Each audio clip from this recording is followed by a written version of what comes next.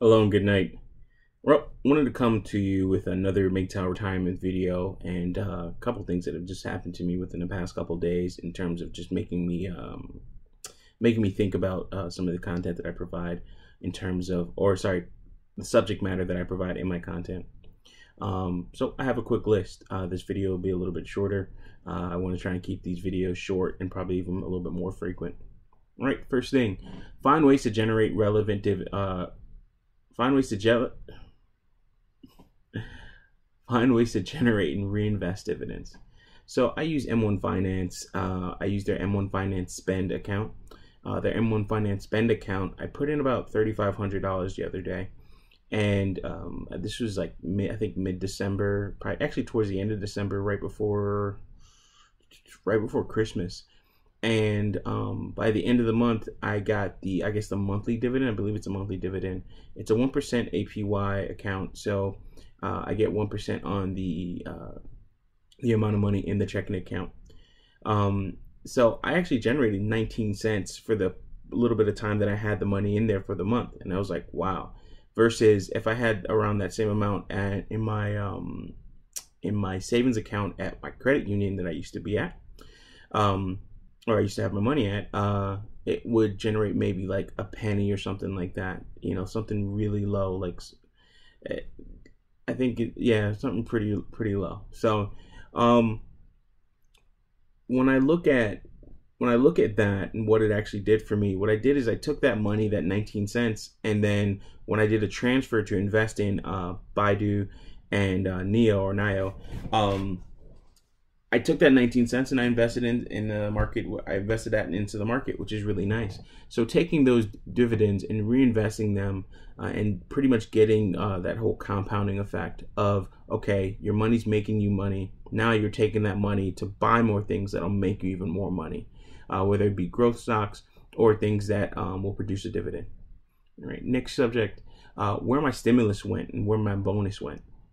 So first, before the stimulus, I actually got a bonus, year-end bonus. After taxes, it was probably about $3,600. I think before taxes, it was about like $5,000. So after taxes, about $3,600. I took that money. Some of that I went ahead and bought $1,300. Well, some of that I paid off some like the little bit of credit card debt that I had in terms of the revolving balance, what I did on that card for the month, and then cleaned up a couple other things as well, and paid some bills really quickly in terms of like not letting them wait till the due date or anything else like that. So I just paid them ahead of time just to kind of get a jump on it.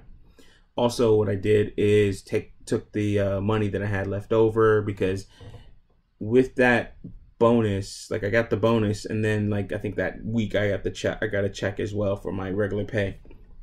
So it was kind of like I just had a surplus. So that's what I used to actually open and fund the M1 Finance account.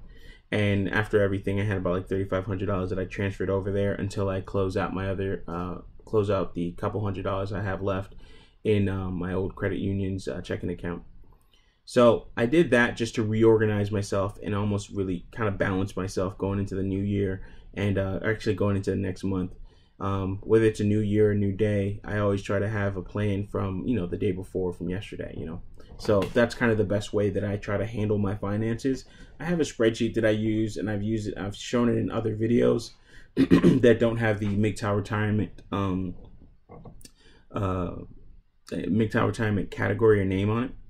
So you can see those in terms of just a screen share that I've done. But I have this crazy spreadsheet where I do a lot of stuff, and that's kind of why I'm writing some software right now. I'm working on the backend API, working on authentication, which is kind of crazy, and I'm trying to understand that and get a good article. So I think I found a really good one finally after a couple of weeks of looking, so that I can actually write a decent authentication process, or copy a decent authentication process for an API that I'm working on. And that API will serve as the backend engine for the front end user interface that I'm building. That'll actually do things like fetching stock market stock market prices, valuations of ticker symbols, and things like that. so I can keep a better track of my portfolio and do everything a lot better from my phone, as opposed to using the Google Sheets, which takes a while to calculate my amortization table for what I put into it. So it's going to be custom software. Maybe I'll it'll definitely be open source, and maybe I'll release it for general use, and maybe or as a service of some sort. That'll be really cool. So that's what I did with my bonus. Now, as far as my stimulus is concerned, I actually took that stimulus money, and I have a list of things that I need to do to this home that I'm in right now. One of the things is the little room that I'm in is actually the dining room, or the dining area. And I plan on knocking down this wall here.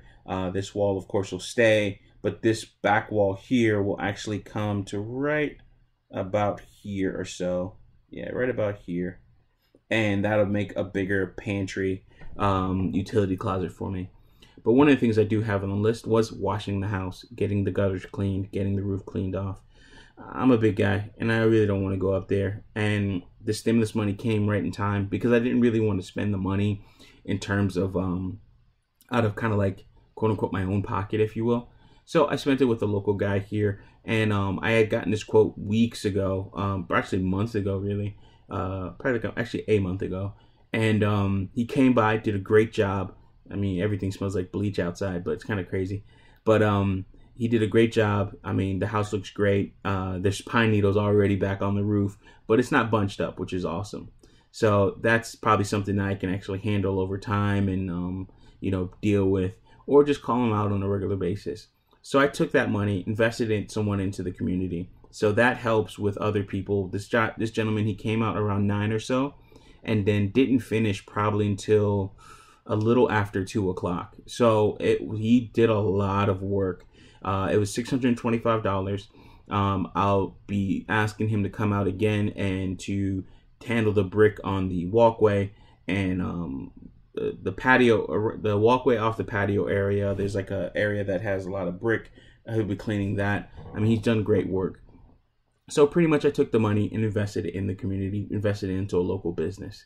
As far besides that, I have actually I'm looking to rebalance my portfolio pretty soon, but I'm waiting for an economic downturn of some sort. We're getting sell signals and things like that. I think Bank of America came out recently. I was watching Silver Report Uncut. And that's Silver Report Uncut here on YouTube and on Parler. And Silver Report, the gentleman there has reported on like Bank of America putting out a sell signal. So that might be showing time to take profit, and it might actually show things to come. So that's a great indicator for me, and that's just definitely something I'm going to be keeping money on the sideline for. Also, what I've done is Ethereum ran up to about $1,000 a coin. I've actually taken some profit on that. I bought Ethereum around the $200 price point. So I'm not going to be too greedy on it. I'm not going to hold forever. I think these are instruments to be traded in and out of. I do believe in hodling and things like that as well. But I'd rather take that money, probably invest it into my Roth IRA, or at least just take some money off the table right now. I still have about 2 or 3 coins of F left. And actually, I cashed out on a little bit of Bitcoin as well. So that's a really good thing. And what I did, what it allows me to do is just have a little bit more money on the sidelines that I can move between either the stock market, get more into precious metals, which are up right now. I actually am very low on that, and I need to restock that, but I'm gonna hold off on that. And even cryptocurrencies again, but I'm gonna wait for a little downturn in that.